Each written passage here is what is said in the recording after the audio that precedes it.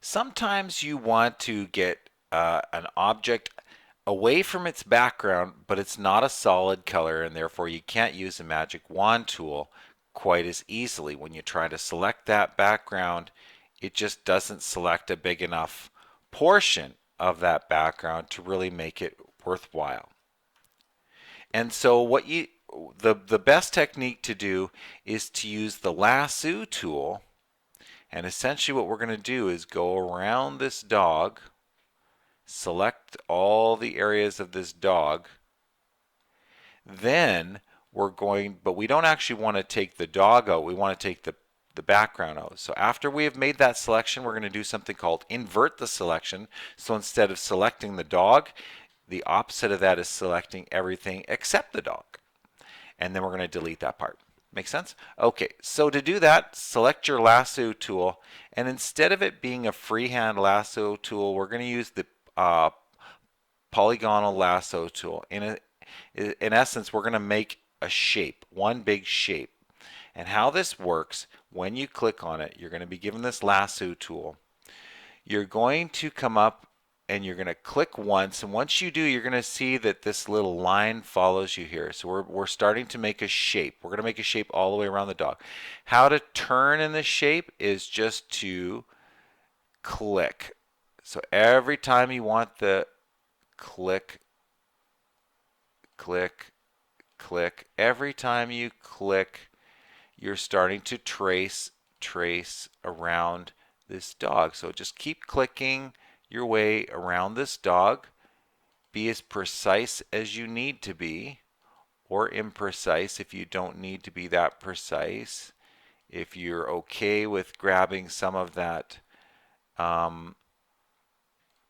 background grass, that is okay. But if that you're not, you're going to have to zoom in. And at any point in time, you can zoom in with that little navigator in the upper right hand corner. So I'm going to pause the video for a moment and just select the rest of my dog and show you how to do the rest. Now I've almost gotten to the end of my puppy. How do you finish this shape, you might wonder? Well, you can either connect it with the very beginning of your shape, or you can just double click and that will finish your shape. So right now I've got the dog. Now at this point, if I'm going to double click on that layer of my background such that I can manipulate it. So at this point, with this thing selected here, if I hit the delete key, look, the puppy's gone. That presents an interesting effect, but that's not actually what I want. So I'm going to Control Z to undo that, or Edit Undo, or you can see a little history thing here. You can just go back to your last thing you did.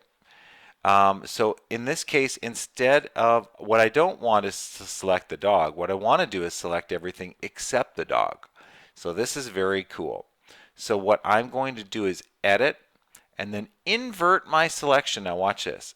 This is basically now leaving all of what I had selected alone and selecting everything else. So now when I hit the delete key, check it out. Now it's deleted the rest. Now you can tell this isn't perfect, but if I wanted it to be perfect, I could just go really, really slow, be really, really precise. Every time I click, I can basically steer this shape until it's done. Now at this point, simply File, Save. Don't forget, if you want to retain that transparency, you have to save it as a PNG. PNG file type will save all that data that all of these pixels are transparent. JPEG will not. So save it as PNG. Give it a new name.